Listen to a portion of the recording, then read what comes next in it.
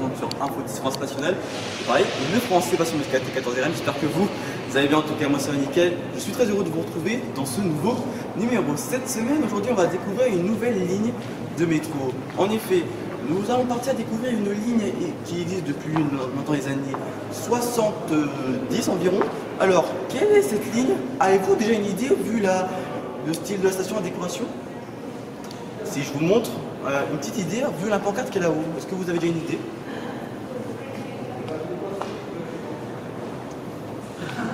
Aujourd'hui, la station que vous avez pu voir, arrêt métier. Aujourd'hui, on va faire partir, on va aller sur la ligne 11.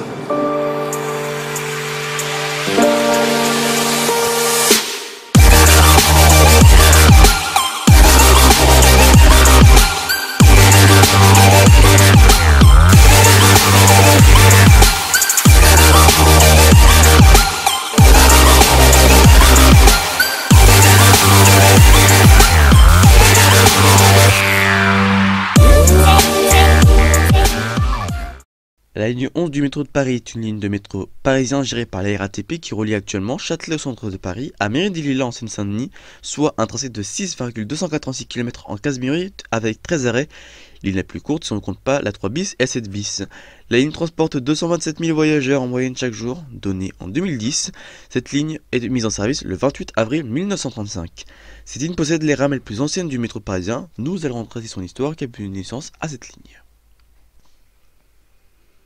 Tout commence en 1909 où un projet de réseau métropolitain prévoyait une courte ligne reliant la place de la République à la porte des Lilas. Ce tronçon est déclaré d'utilité publique par la loi du 30 mars 1910 mais ne connaît aucun début de réalisation. C'est le 29 décembre 1922 que le conseil municipal de Paris relance le projet et voit la création d'une ligne permettant de mieux desservir les quartiers populaires du nord-est de Paris en reliant le quartier de Belleville au quartier de Châtelet au centre de la ville.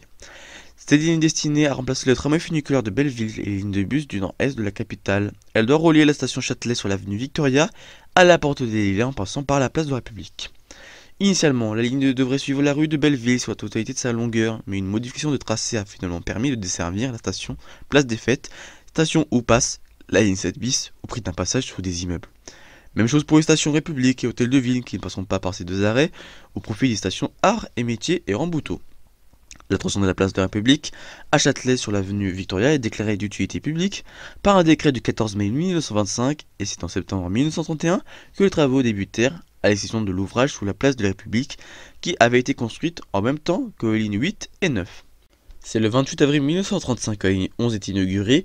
À cette occasion, la station Châtelet, ligne 1 et 4 et Pont de Notre-Dame, pour en changer ligne 7, se reliaient par un couloir à la station de la ligne 11 et réunis sous le nom Châtelet dès 1934. La nouvelle ligne est longue de 5,5 km et compte 12 stations toutes voûtées, ayant une longueur de quai de 75 mètres. La ligne est alors desservie par 22 rames de 4 voitures. Un premier projet est déclaré d'utilité publique dès 1929 pour aller au Fort de Rosny, mais il faudra attendre le 17 février 1937 pour attendre que la ligne soit prolongée d'une seule station, Mairie-des-Lilas, une station de cette commune qui devient la 13e station et terminus de la ligne. La poursuite des travaux d'extension de la ligne est alors interrompue par la Seconde Guerre mondiale. Durant la guerre, l'armée allemande réquisitionne la ligne pour y établir ses ateliers souterrains d'armement le 12 mai 1944, ce qui interrompt le trafic. Après la libération, l'exploitation du métro reprend progressivement à Paris avec difficulté à cause de la pénurie de charbon et donc de courant électrique de traction. La ligne 11 est la seule qui reste fermée en raison de la forte dégradation de son infrastructure. Il faut attendre le 5 mars 1945 pour la réouverture au public après une remise à neuf indispensable à la suite des déprédations dont la dépose d'une partie des voies par les occupants. L'expérimentation de véhicules ferroviaires sous pneumatiques remonte aux années 1930. Un matériau sous pneu possède l'avantage de meilleure accélération et décélération, augmentant par contre-coup le débit d'une ligne, ce qui est particulièrement notable sur une ligne de métro aux arrêts fréquents et peu espacés. La technologie permet également de diminuer le bruit de roulement et les vibrations. Les premiers pneus à armature métallique aptes à supporter une charge de 4 tonnes avec des roues d'un diamètre inférieur à 1 mètre apparaissent en 1950. En 1951, un MP51 doté de ce système a pu être testé sur la voie navette entre Pré-Saint-Gervais et Porte des Lilas et c'est continue jusqu'au 31 mai 1956 avant que la ligne 11 soit transformée en roulement sur pneus entre 1954 et 1956. Du 1er octobre 1956 à novembre 1957, la ligne est équipée de MP55 pour remplacer les rames Sprague. Et c'est au tour des MP55 d'être radiés de 1982 à 1999 et qui sont remplacés par des MP59 en provenance de la ligne 4 et depuis aucun changement. Le matériel utilisé sur la ligne métro 11 est un MP59, métro pneu d'appel d'offres de 1959. Il y a 24 rames, la vitesse maximum est de 70 km/h. Le seul métro utilisé en plus des MP59 est le MP73, le numéro 6544, ancien métro de la ligne 6. Cette rame est quasiment les mêmes caractéristiques que le MP59 et est aussi limitée à 70 km/h. Les rames se garent dans l'atelier à Châtelet.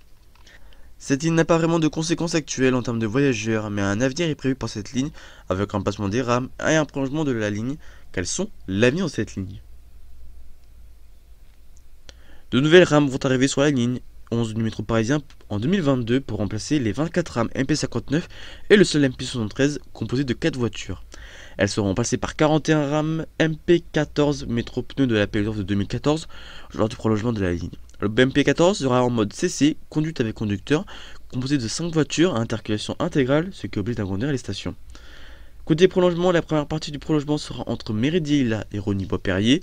Cette ligne sera prolongée de 6 arrêts à l'est et desservira les villes de Les Lilas, Romainville, Noisy-le-Sec, Moreuil et Rosny-sous-Bois. La mise au service de cette partie est prévue à l'horizon 2022-2023. Le deuxième prolongement sera entre Rosny-Bois-Perrier et Noisy-Champs, permettant la correspondance avec le RER A et les voitures lignes M15 et M16 du Grand Paris Express. Cette ligne sera prolongée de 4 arrêts et desservira les villes de Villemomble, Neuilly-sur-Marne, Noisy-le-Grand et Champs-sur-Marne. La mise en service de cette partie est annoncée à l'horizon 2025 avec cette totalité de sa ligne. Une ligne qui va être améliorée avec de nouvelles dessertes ainsi qu'un nouveau matériel prévoit de belles choses pour cette ligne. Pendant ce temps-là, je continue mon tour d'horizon sur de nouvelles lignes. Ensuite, sur un démarrage de la rame.